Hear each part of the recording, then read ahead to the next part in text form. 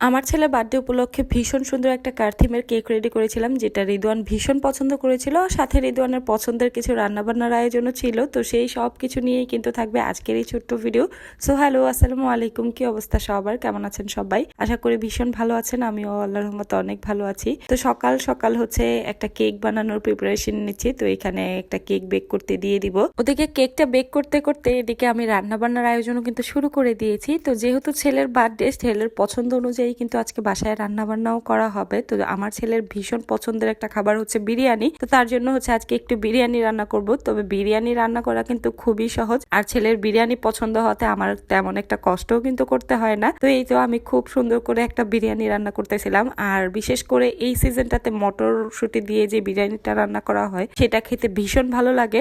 আমাদের বাসার সবার হচ্ছে এই মটরশুঁটি দিয়ে বিরিয়ানি রান্নাটা অনেক বেশি পছন্দের। তাই আজকে চিন্তা করেছি একটু ডিফারেন্ট ভাবে মটরশুঁটি দিয়ে বিরিয়ানিটা রান্না করি। খুবই ইজি ওয়েতে হচ্ছে আমি সবসময় বিরিয়ানিটা রান্না করি, যেটা খেতে অসম্ভব রকমের মজা হয়। বিশেষ করে আমার বাসার সবাই তো বেশ পছন্দ করে আমার হাতের এই বিরিয়ানিটা। তো যাই হোক, আমার হাতের বিরিয়ানির রেসিপি কিন্তু অনেকবার আপনাদের সাথে শেয়ার করেছি, তাই আজকে আর ডিটেলসে শেয়ার করা হলো না। তো বিরিয়ানি রান্না করার সময় এরকম চালটা অনেক বেশিক্ষণ সময় নিয়ে ভেজে নিলে না বিরিয়ানিটা অনেক বেশি ঝরঝরা হয়। তাই আমি খুব সুন্দর করে হচ্ছে অনেকটা সময় নিয়ে ভেজে নিয়েছি। এখন পরিমাণ মতো পানি দিয়ে বিরিয়ানিটা রান্না করে নিব। যখন দেখা যায় যে চারদিকের পানিটা এরকম খুব সুন্দর করে শুকিয়ে গিয়েছে, জাস্ট হালকা হালকা একটু পানি রয়ে গিয়েছে, তখন চুলার আঁচটা একদমই কমিয়ে দিয়ে তারপর হচ্ছে চুলায় বসিয়ে রাখতে হয় প্রায় 10 মিনিটের মতো।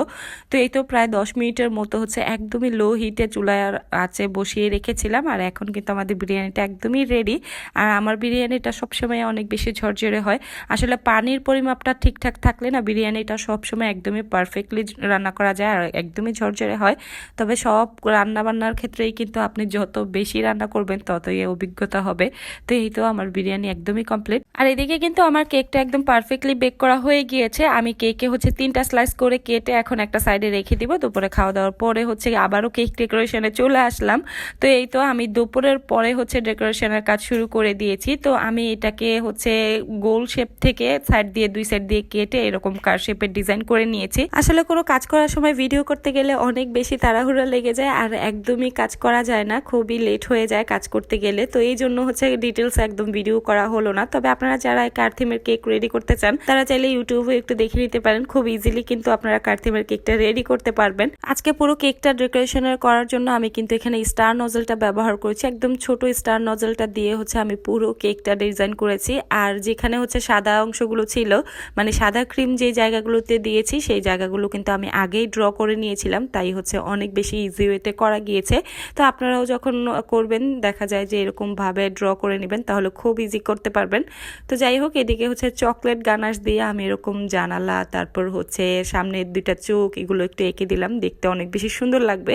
আর এখানে কেকের চাকাগুলো কিন্তু আমি ওরিও বিস্কিটটা দিয়ে করেছি, যেটা দেখতে একদমই চাকার মতো লাগতেছে। তো এই তো আমার কার থিমের কেকটা কিন্তু একদমই রেডি।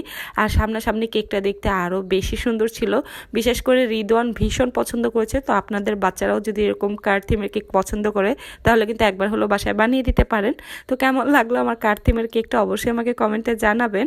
আর এই তো ফাইনালি আমরা হচ্ছে কেক কাটতে বসে গিয়েছি।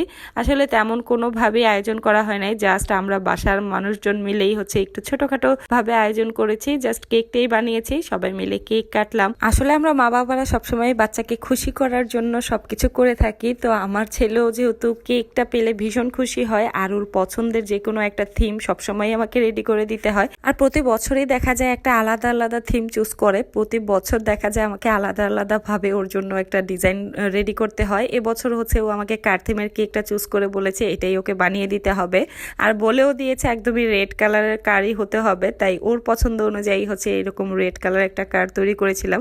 আর রিদওয়ান ভীষণ ভীষণ খুশি হয়েছে। আসলে বাচ্চাদেরকে খুশি করতে পারলে নিজের কাছেও অনেক বেশি ভালো লাগে। আর আজকে আমার এই কার থিমের কেকটা আপনাদের কাছেও কেমন লেগেছে অবশ্যই আমাকে কমেন্টে জানাবেন। আর সম্পূর্ণ ভিডিওটা কেমন লেগেছে সেটাও কিন্তু জানাতে ভুলবেন না। আরেকটা কথা বলে রাখি, যারা যারা হচ্ছে আমার কাছে কেকের অর্ডার করতে চান তারা অবশ্যই আমার এই পেজে মেসেজ করতে পারেন। আর বিশেষ করে ঢাকার মধ্যে যারা আছেন, আমি শুধু কিন্তু ঢাকার মধ্যেই ডেলিভারি করতে পারবো, তাই আমার ঢাকার মধ্যে যারা আছেন তারা চাইলে আমাকে নক করতে পারেন। তো এই ছিল আমার আজকের ভিডিও। আল্লাহ হাফিজ।